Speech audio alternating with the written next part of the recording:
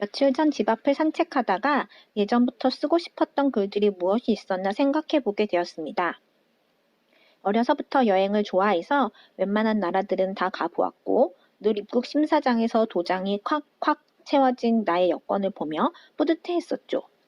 특히 남들이 잘 모르는 소도시 여행들을 즐기면서 이 여행의 많은 이야기들은 언젠간 꼭 써봐야지 하고 생각하곤 했었습니다.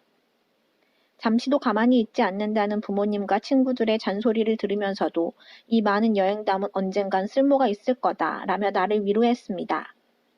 그런데 막상 글을 써보려고 그때의 일들을 떠올려 보니 왜 그 당시 메모를 하지 않았을까라는 의문이 들었습니다. 언젠가 글을 쓸 거다라는 생각을 하면서도 나는 메모하는 습관, 글을 쓰는 습관은 들이지 않고 막연히 언젠가 시간이 되면, 언젠가 기회가 되면 이라는 말로 멀찌감치 나의 꿈을 등한시하고 있었던 것 같습니다. 그러면서 나의 꿈도 바사삭 없어진 것 같은 느낌이 들었습니다. 산책을 하며 이런저런 생각을 하면서 메모가 얼마나 중요한지를 새삼 깨닫게 되어 메모에 관한 책들을 살펴보게 되었습니다. 메모의 힘, 유근용. 15년 동안 150건에 가까운 노트를 쓰면서 성공한 저자의 이야기가 담겨 있습니다.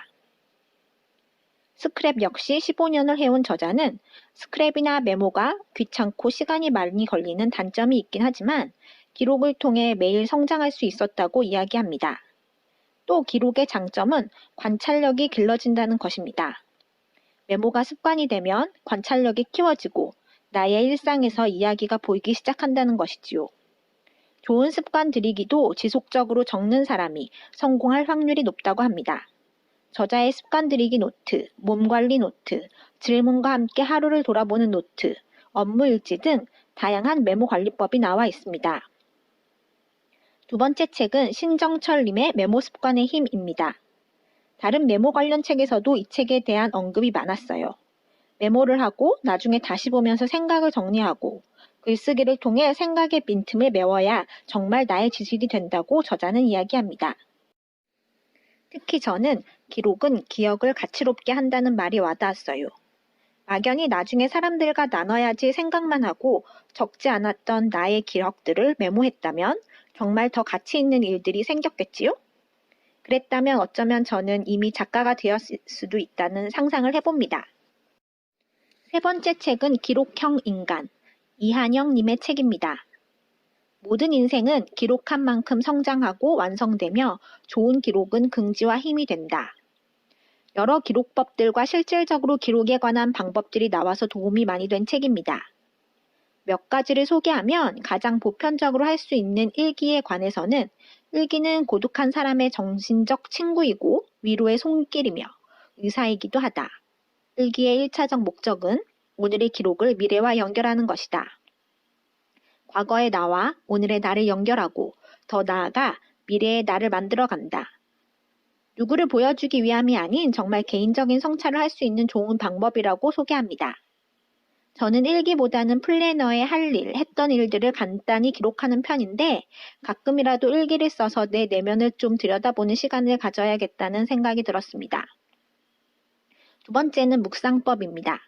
묵상법은 질문하며 읽어라, 통찰을 기록하라가 핵심입니다. 떠오르는 생각을 메모하고 왜? 라는 질문을 끊임없이 던지는 것입니다. 묵상이 손끝을 통해 글로 정리되면 비로소 뜨겁게 가슴으로 들어온다. 묵상법은 저도 큐티를 하다 보니 자연스럽게 익숙해진 것 같긴 한데 꼬박꼬박 적지는 않기 때문에 깨달은 것과 적용한 것들을 적어보는 게 좋겠다는 생각이 듭니다. 마지막으로 기록의 정리에 대해 소개합니다. 기록도 기록만 하고 남겨두는 것이 아니라 피드백이 필요하다. 구분하여 버리고 분류하고 정리하고 유지 활용해야 한다.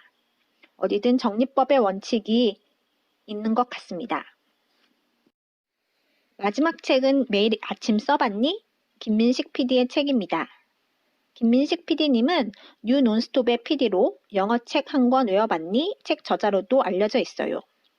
이 책을 한 문장으로 표현하면 매일 블로그를 해라입니다. 저자가 글을 쓰게 된 이유, 저자가 공대생에서 회사원, 영업사원, 드라마 PD, 작가가 되기까지 다양한 직업을 통해 얻게 된 지혜까지.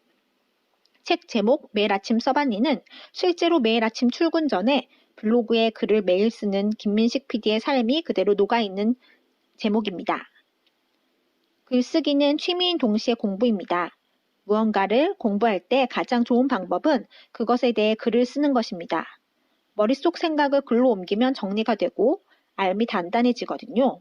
내가 알고 있는 것이 맞는지 확인해 보려면 그것을 남에게 가르쳐 보면 됩니다. 본인의 글쓰기는 재능보다는 철저한 노력이지만 스스로를 블로거가 진정한 딴따라라고 이야기하며 글을 쓰는 것을 즐기시는 분입니다. 오늘 소개한 모든 책은 공통적으로 일기의 중요성에 대해서 이야기합니다. 일기를 쓰다 보면 나의 내면을 들여다보게 되고 나의 감정에 솔직해지며 쓰는 것만으로도 치유된다. 여러분도 오늘 내 감정을 글로 써보시면 어떨까요?